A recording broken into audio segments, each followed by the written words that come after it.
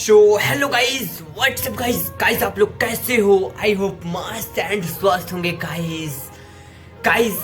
आदर्श app के blog में आपका बहुत बहुत धन्यवाद गाइस, क्योंकि आज मैं आ चुका हूँ एक और हैरर स्टोरी यानी हैरर ब्लॉग के साथ गाइस।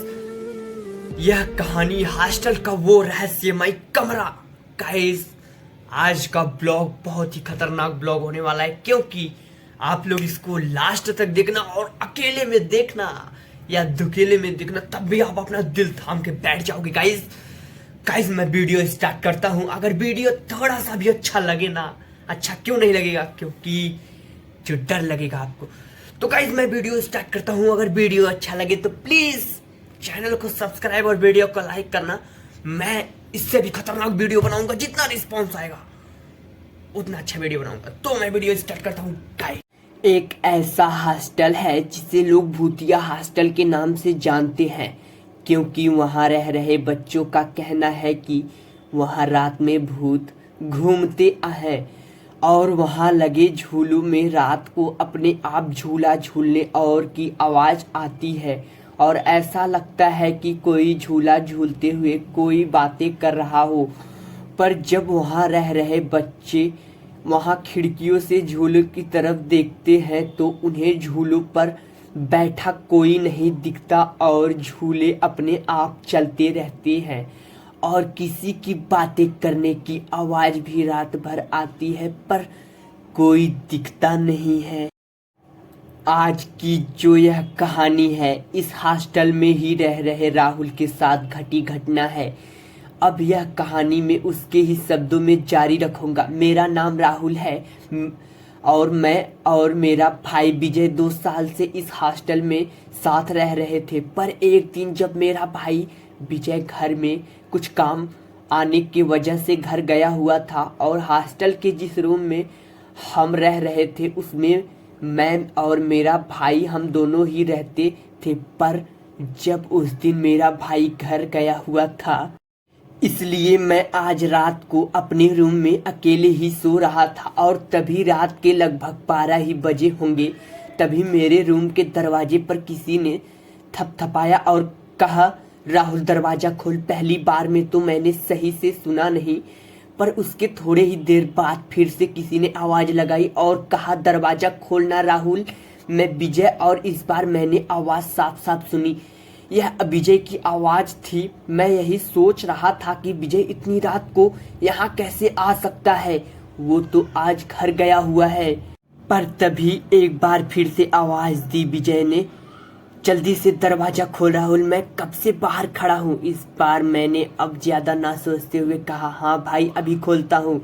यह बोलकर मैंने जैसे ही दरवाजा खोला तो बाहर सच में विजय ही खड़ा था। पर हमारा घर इतना पास नहीं था कि कोई सुबह जाए और रात को आ जाए। वैसे भी विजय ने 3 दिन की छुट्टी ली थी, क्योंकि उसे घर में लगभग 2-3 दिन का काम था। इसलिए मैंने थोड़ा शक करते हुए विजय से कहा, क्या हुआ भाई, आप तो 3 दिन बाद आने वाले थे, कुछ हुआ क्या? फिर राहुल ने मेरी बात का जवाब देते हुए कहा, अरे यार बस ही छूट गई थी और मैं दूसरी बस का इंतजार कर रहा था, पर वो दूसरी बस आई ही नहीं। चल अब बाकी बात कल सुबह करेंगे, मुझे बहुत नींद आ रही है। इतना बोलकर विजय अपने बिस्तर में सोने को चला गया और मैं भी उसके पीछे सोने चला गया। विजय का बेड मेरे ही बेड के ऊपर था। सोते हुए अभी कुछ ही समय हुआ होगा, तभी मुझे ऐसा लगा कोई मेरे सामने खड़ा हो। मैंने एकदम से आंखें खोलकर देखा तो मेरे सामने कोई और नहीं बल्कि विजय ही खड़ा था। मैंने विजय को ऐसे खड़े हुए देखा तो कहा, क्या हुआ भाई, अब तक सोए नहीं क्या? फिर मेरी बात का जवाब देते हुए विजय ने कहा, यार पता नहीं क्यों मुझे आज डर लग रहा है, इसलिए मैं तेरे ही साथ सोऊंगा। मुझे लगता है इतनी रात को इतनी दूर से आया हूँ, क्या पता इसलिए डर लग रहा हो। इसलिए मैंने विजय को अपने ही साथ सोने दिया। सोते हुए अभी कुछ ही देर हुई होगी, तभी मुझे ऐसा लगा जैसे कोई मेरे गले पर हाथ फेंक रहा हो।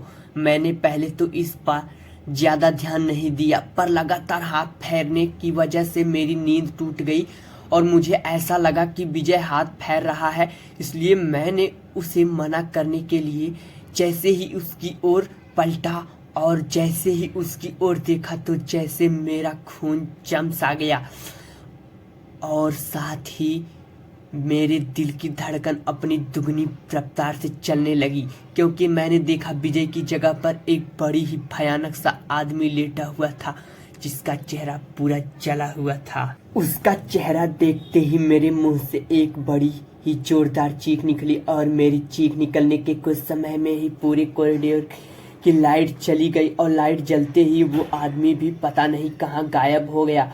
और फिर उसके बाद हॉस्टल के सभी लोग मुझसे आकर पूछने लगे कि क्या हुआ। फिर उसके बाद मैंने उसको सारी बात बताई तो सबका कहना था कि मैंने कोई सपना देखा होगा और सब मुझे ही बोलकर अपने अपने रूम में सोने को चले गए। पर मुझे पूरा विश्वास था कि मैंने कोई सपना नहीं, यह सपना नहीं था, यह मेरे साथ सच में हुआ था।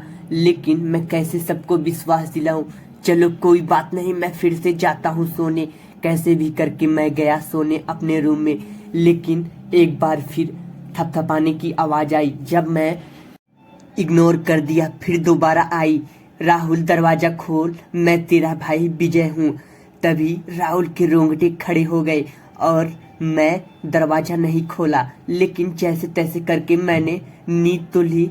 और सुबह मेरी तबीयत इतनी खराब हो गई थी कि जैसे रात में किसी ने मेरे ऊपर बहुत सारी चींटियां छोड़ दी हो और मैंने चींटियों को मार मार कर फेंक रहा था, लेकिन चींटियां ऐसा लग रहा था मुझे काट रही थी।